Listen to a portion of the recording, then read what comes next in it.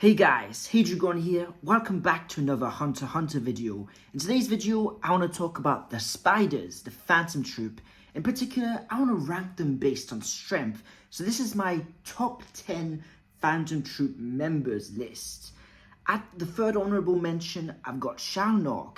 Now, Shao is someone that doesn't really have Nen abilities, which are made for combat. It's more so a support role in character. He's got his autopilot that makes him a lot stronger, but as the name suggests in autopilot, he isn't in control, so much so that he passes out. So this leaves him vulnerable to traps. But that being said, I still have Shao over Kotopi and Pakunoda. Now, my second honorable mention is Franklin. Franklin is someone that has a pretty powerful Nen ability in the sense of his Nen bullets. The only problem is we haven't seen more variety from him, and just having that single ability, I think it leaves him a bit vulnerable against the other members if ever they were to go in combat. So, my third honorable mention is Shizuku. Now, Shizuku, whilst not having the most powerful Nen ability, she is someone that she's very intelligent and she's able to think quickly on the spot. We saw that when the spiders were fighting the Chimera Ants, when the Chimera Ants had taken over Meteor City, and we saw just how quick-witted she is, and just how much variety her vacuum cleaner has amidst an end combats. Now that's a bit of a mad sentence, but starting with the top 10. Now all of these members are extremely powerful Nen users, and getting the list down was very difficult, but I feel pretty satisfied and content with the list I have. So, starting off at number 10, we've got Zodic. Now, Zodic, being a Zodic family member, he's got a lot of assassin techniques. He's of course got the assassin step, so he's very good in close quarters combat. But his Nen is a long range Nen ability where he controls origami and he can use it as a projectile weapon he controls. A bit similar to Zeno's dragon dives, you can control the dragons. And he also has a recon ability where he can use his origami as a tracking device to find people. So he's a very, he's a very complete fighter. The only problem with him is he doesn't have as much experience as the other members. And really here, experience is king. So at number 9, we've got Matchi. Now, just in terms of raw power, I feel like Kaluto should be above Matchi, but Matchi's got a ridiculous amount of experience, and Matchi's Nen ability is very good for combat. She can do a lot of things with her Nen strings. She can heal herself, she can strangle people with it, she can even use other people as a weapon. And we've seen that Matchi, she's someone she can really be very fast. She's an extremely fast fighter that doesn't waste any time. She just goes at you and she's got a very high intelligence. So that makes her a real problem for most of the members on this list. So at number 8, this is probably the single hardest spot to tie down. And I've got Nobunaga. Of course, you know that Nobunaga's got this very powerful N, which he's very precise and can tell everyone in his radius. An N which is more powerful than Sphinx, for instance, as we saw in the recent chapters. And he's also got lots of Nen abilities based on his sword. He's a very strong swordsman, and he's been shown to be a very, very agile fighter who's very good at fighting multiple opponents at once. Now this makes him a problem because when he's combining his N with his sword Nen, he kind of creates a radius where he is almost untouchable if you're the one who's closing in the distance. So this makes him very difficult to fight, but the problem is lots of the other members of the Phantom Troupe just have Nen abilities that could overpower him. So starting off with the first of those members, at number 7 I have Sphinx. Now Sphinx, by his base form, isn't actually that strong, but his Nen ability is absolutely ridiculous. It might be the most cracked Nen ability in the Phantom Troupe. When he moves his hand in a motion of swinging it, each time he does that, his punch of his Ko gets more and more powerful. Now this combat Hapsu is actually ridiculous, because if he's given prep time, he can take out any member on this list. But the good thing about him is that he's got very, very great defense. He's someone that knows that he needs to give himself space to wind up his punches, and he does it very fast and very efficiently. After only a few winds-ups, his punches start to look a bit like Gon's Jajan Ken. So I think that with this being said, and with none of the Phantom Troupe members above him having that much of a lethal one-shot kill move, then they don't have the most routes to victory. I think it just gives Sphinx enough time to create a win scenario where his punch is simply too powerful and goes through any guards. So, at number 6, we have an absolute monster in Bolonov. Now, Bolonov, he is extremely strong. We saw that he comes from this tribe of fighting people where they've got holes inside their body that create sounds which paralyze you. Now already this is a pretty useful ability, but it's not even linked to his Nen. It's not even a Nen ability, it's a base ability. We see that with his Nen ability, he can activate a condition where he becomes a warrior and he gets a spear and he gets battle armor. And we've seen that this sphere is very strong because it can kill a soldier chimera ants.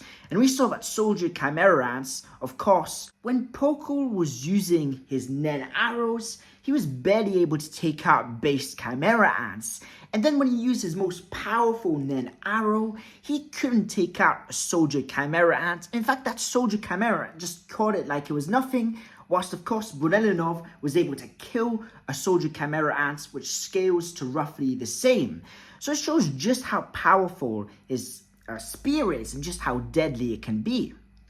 Now, of course, for his ultimate combat Hatsu, his special ability is conjuration of the planet Jupiter. Now, this is absolutely cracked. This ability, if he can get it off, can cause pretty much everyone on this list absolute problems.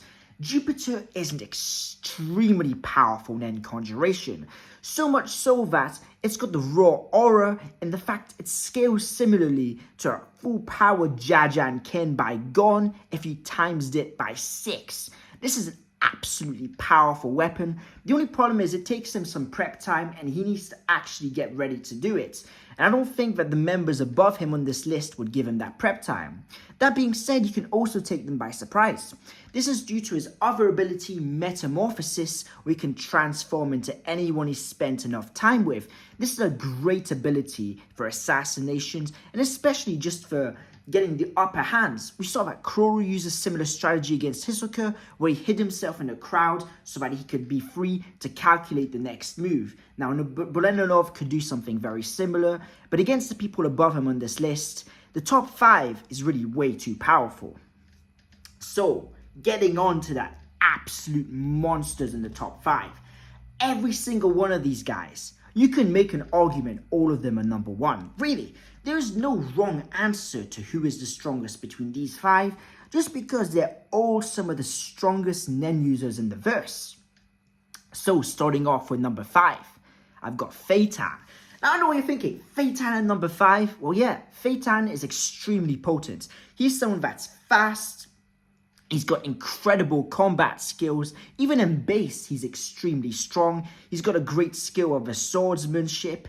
And he's also got this Nen umbrella, which he uses as an explosive and as something to mask where his location is, to hide and to make more of himself. He's got a similar ability to the Zodics where he can make it appear as if he's everywhere at the same time. Fatan has the assassin claws on his hands that Killua does, meaning he can kill people with his bare hands. Of course, he's a master torturer, but most of that is just his Hatsu. His Hatsu is absolutely ridiculous and combines multiple Nen types. He's got this ability called Rising Sun, and Rising Sun makes him have this set of armor, but it's more than just that. It allows him to change Nen type. As we see afterwards, from Rising Sun, which is a conjuration technique, he's able to use an emitter technique called Pain Packer, where he is able to fabricate the scorching heat of a sun to absolutely burn his opponents to the ground. And now we saw in his battle against Zazan, but he said it was rusty. So normally he's even stronger, and there's more variations of this we haven't seen. And that's why he's kind of hard to rank, because he could be high on this list. But based on what we've seen so far, I think this is a fair ranking to put him in. But everyone in this top 5 is really relative to each other.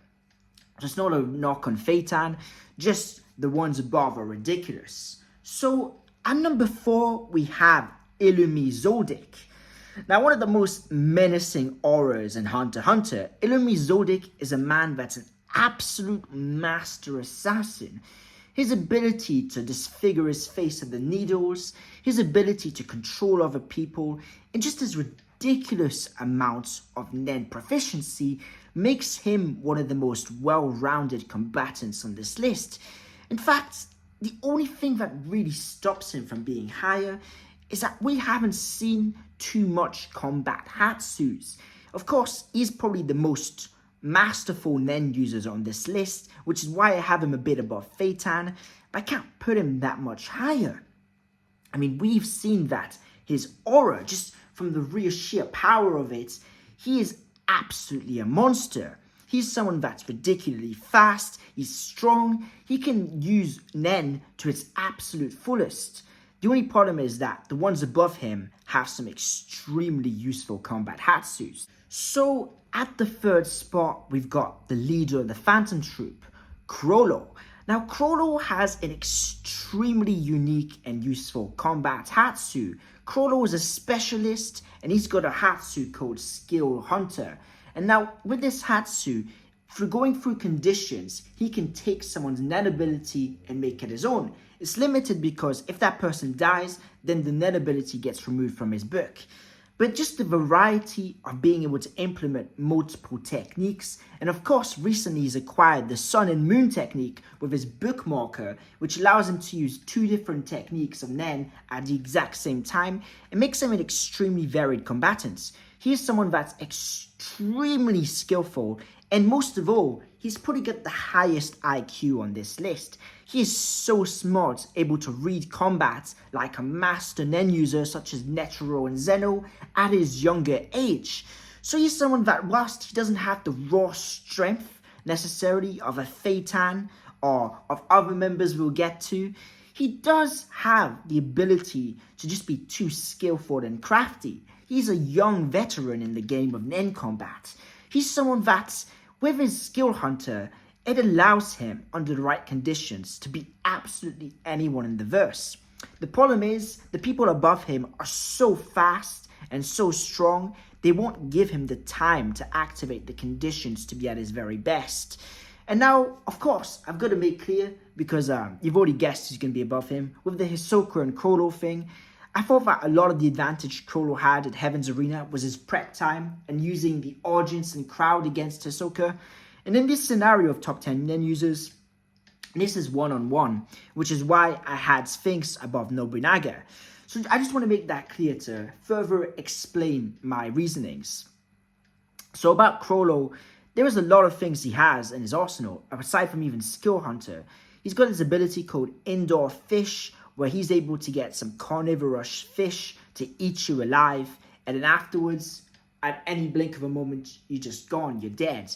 So it's a very powerful ability. We see that he uses Ben's knives, which are very sharp and very good weapons to take a Nen user by surprise. We saw it was able to pierce the skin of Silver Zodic, which of course is the head of the Zodic family. His skin is almost impenetrable, so that's a feat within itself, but one drop of the poison is able to take out a whale. So this makes him extremely dangerous. And not just that, but just his proficiency at how neat he is of his work. What I mean is that he's able to have perfect technique on his attacks. He's someone that's really mastered the art of combat.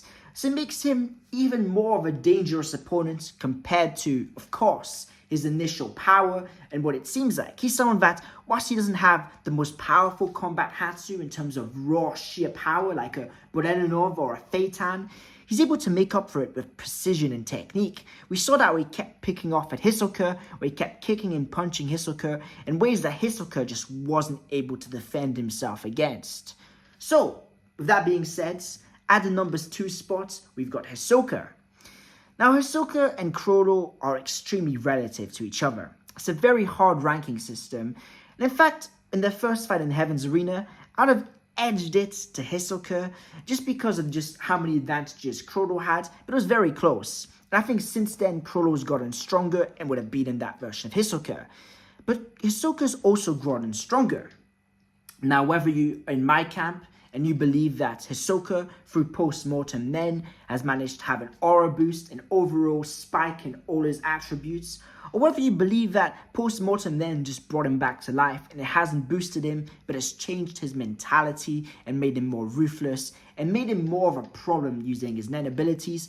There's this consensus that Hisoka has gotten stronger and more so than Kroo. In fact, that's the reason that Hisoka is played up as this massive threat to the Troupe right now. And Hisoka is someone that has the most versatile combat hatsu.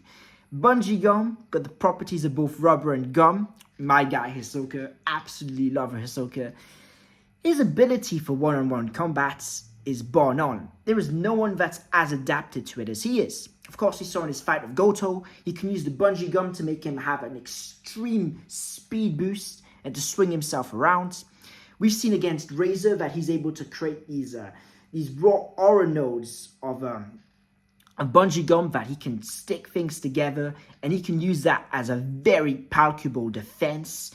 We've also seen that he can use his bungee gum to get his opponents absolutely bewildered and to get them unable to use their own abilities. We've seen how much he's intelligent just in the moment of combat. We first saw that against Castro, but every time he fights, we see that. And we just see the raw amounts of aura he has. He's someone that's extremely powerful. He's someone that's extremely intelligent. And he's someone that's a veteran in terms of nen combat. His bungee gum is so problematic, most members of the Troupe are telling themselves, hey, I wouldn't do well against his bungee gum.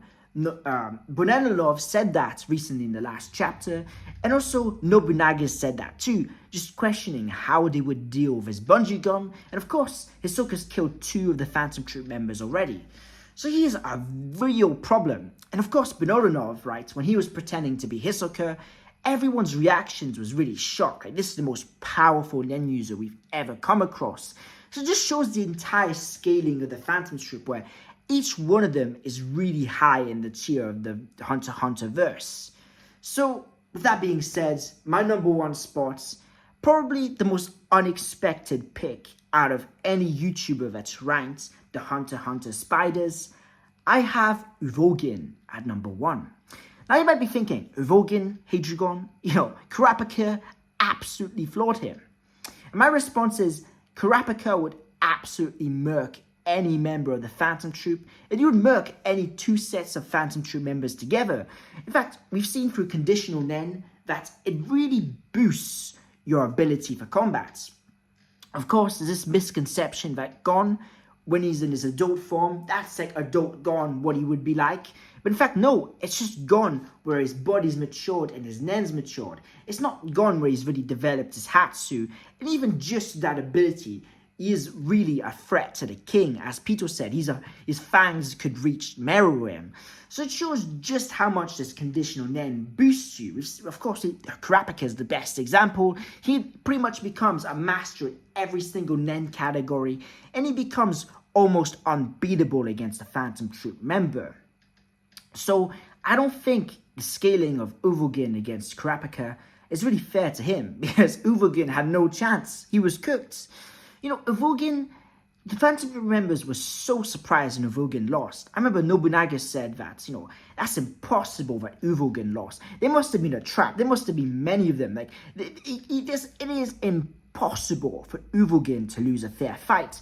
You even see when Uvogin's taking on the Mafia and the Shadow Beasts, none of the Phantom Troupe members are concerned at all. They're just there, nonchalant playing cards. And whenever Uvogin's using his big bang impact and he's screaming, they're very cautious to get out the way. Uvogin's the physically strongest members of the Phantom Troupe. He's also got the most potent enhancer that we've seen in the series, apart from, of course, Adult Gon. He's someone that really, he doesn't have a weakness. We've even seen against his fight with Kurapika that he's got very, very underrated nen skills and IQ. He can use various nen techniques, and it makes him an extremely difficult task to handle. So much so that Uvogin, just from his raw aura, it reminds me a lot of Meruem. Let me tell you, the analogy. My thinking is that with Netero against Meruem, which should be very similar to how other members of the Phantom Troupe face off against Uvo, they're getting hits on him, but it's very hard to just beat down on someone that's that much stronger and has that much aura. In fact, it's a situation where you don't have many kill conditions. You just need to wear them out and win a battle of attrition. And with how much Uvogun has the will of absolute strength, like who knows where his will comes from. He was even weakened when he was fighting Kurapika, and he still put up one hell of a fight. Uvogun's someone that's, I don't think any members of the Phantom Troupe can beat him. I mean, really, physically, right? When you look at Uvogun, he's by far got the most powerful abilities. His Big Bang Impact is more powerful than Bonevolov's, Jupiter, of Fatan's Pain Packer, and of any of Kroo, Hisoka, or Ilumi's abilities. So he's already got on that front. He's extremely fast. He's one of the fastest Phantom Troupe members. He's one of the most acrobatic. He's got a great, IQ. He's got the best Nen defense. I mean, nothing could penetrate his skin. We also saw that with the members of the family that Kurapika works for. One of the head members had this Nen sword. He was trying to pierce Uvogun's skin, and he just couldn't. And this is Uvogun when he's completely paralyzed. Uvogun is able to take shots from bazookas like they're nothing. Uvogun is really one of the most powerful Nen users we've ever seen. I often use this analogy that I believe that if Uvogun was in the Palace Invasion Squad, he'd be the second strongest after Netero, and he would give Yuppie a good fight. Now, Uvogun is by far the strongest member of the Phantom Troupe, and I'm sure that lots of you guys are going to argue me in the comment section, so I look forward to just hearing you guys out and just talking with you guys about it. And if you've got a suggestion for a video you'd like me to make, please let me know down below, as I do all the suggestions. I'm about to do, of course, a Kroo versus Ilumi video. I've kind of almost given it away there, but I'm going to go more in detail about that because that was suggested down below. I'm also going to do a video about, Kroo's skill hunter ability, as that's been requested down below. And yes, I hope you've all had an absolutely amazing day. I appreciate you all so much for watching. I do Hunter x Hunter videos every single day, so if you want to be part of the Hunter x Hunter journey, please subscribe. And this is Hadrigon. Peace out. 羽ばたいたら戻らない